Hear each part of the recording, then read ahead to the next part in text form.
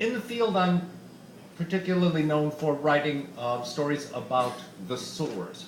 The Soars are bioengineered miniature dinosaurs that were originally sold as toys, but the craze for toys of that sort has sort of gone up. And the series of stories mostly takes place in a house that's sort of like a rescue home for bioengineered toys.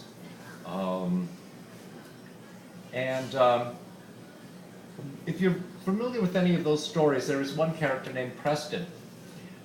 He is a forest green theropod, sort of like a T-Rex or an Allosaurus or something.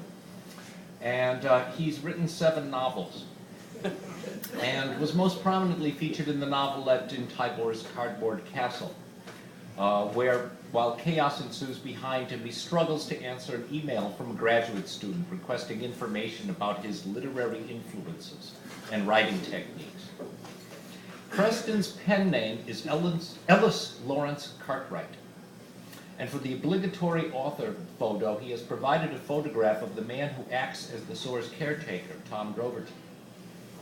So over the years, though Preston has appeared in each story, we have seen little of his actual fiction. A paragraph appears in The Measure of All Things, but except for that and his reply to the grad student in Tybor, we've seen nothing. So a while back, book editor Marty Halperin and I were hatching out some sort of scheme for the collection of stories. We wanted to provide something more than just the novelettes and novellas that made up the whole Soros sequence. And I came up with this idea of doing dossiers, and then immediately found out K.H. Baker had beaten me to it. For Preston's dossier, I thought of including several sections of his novels, some of which may also appear in the story that it's really about the graduate student.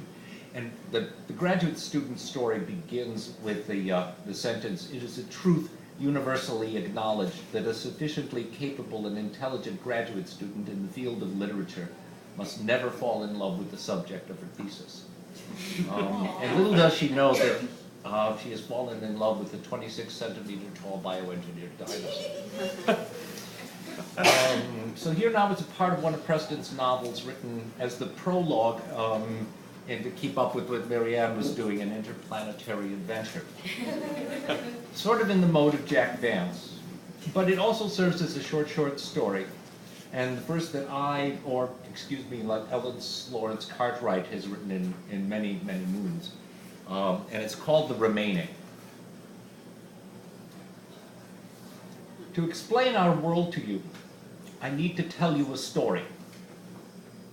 I do not know if your world has a similar story, but once you hear ours, you will understand us better. We are known throughout the galaxy as a race with deep feelings and quiet demeanors. Much of who we are runs deep below the surface. This story may not explain why, but it may explain something else, whether the tale is true or not. Everyone on our planet knows this story.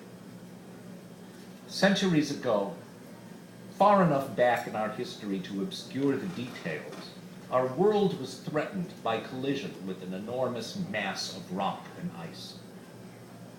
We were not then spacefarers.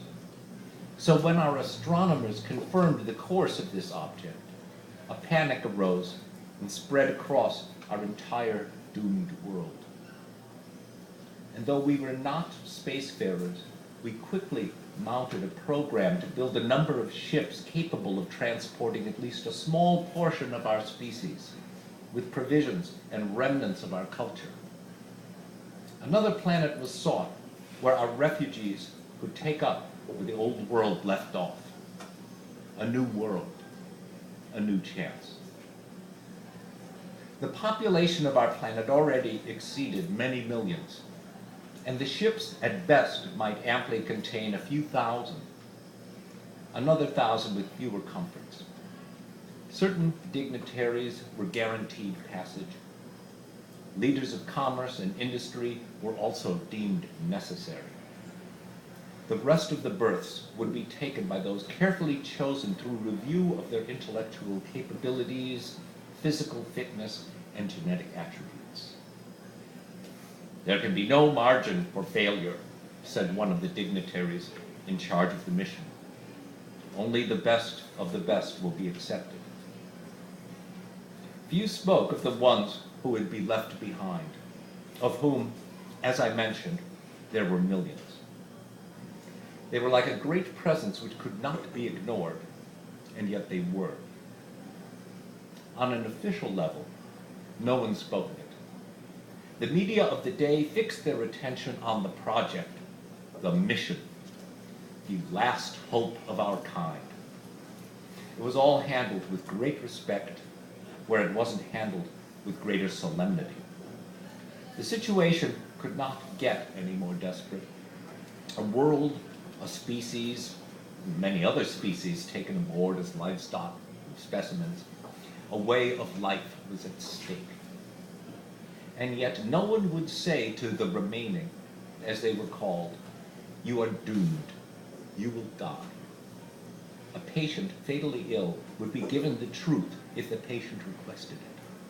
But no one in authority would say as much to a dying world, though everyone knew. The great mission did not go entirely as planned. The construction of spacefaring vehicles isn't something one learns over the course of a few brief seasons. It became apparent that only one ship could be built. Bigger perhaps, but still limiting the best of the best to smaller numbers. Greater storage was allowed for provisions. Fewer indigenous species were allotted passage. "Time to leave the past behind," said the dignitaries in charge. Only the future mattered.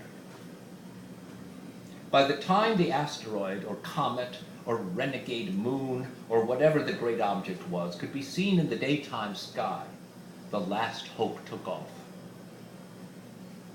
And those who were left behind waited. Not idly, however. The best of the best, the ones who left their world behind, also left the hulls of their abandoned prototypes. They left their records and their calculations and their experiments. Those of us who remained, it must be said, were not without talents, unworthy as they may have been for selection on the great voyage. From the detritus of the escape project, 2 ships were transformed into powerful missiles. Into one we packed to the brim the most effective explosives we could manufacture and aimed it with sufficient momentum at the approaching astronomical threat. The margin for error was slim but sufficient. The missile deflected the asteroid just enough to save our world. Instead of mourning the end of our existence, we celebrated our triumph over adversity. We were not geniuses, but we learned.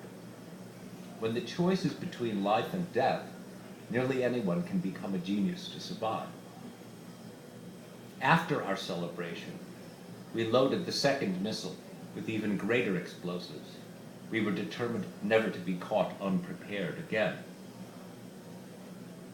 But what of the ship that carried away the fruit of our culture to begin anew? Some years later, we saw it return. It took orbit around our planet. The world they selected had proven much more inhospitable than predicted. Many of their best and brightest died through starvation and disease. The survivors announced their return like prodigals and rejoiced at seeing our planet alive and thriving. As they requested coordinates to bring their great ship in for landing, whoever was in charge remarked on how much better our world would prosper with the return of our most talented, our most skilled, our most physically and genetically fit citizens. We wiped them from our skies with the second missile. Now you know our story. Again, it may not be true, but it is the story we live by. What is your story? Thank you.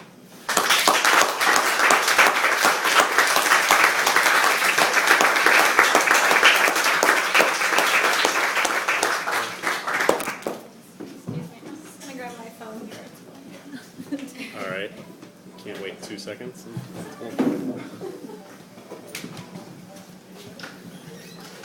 Thanks, Rich. That was fantastic. As a fan of the SARS stories, I'm very happy to hear part of Preston's novel. It's about bloody time, right? Yeah, exactly.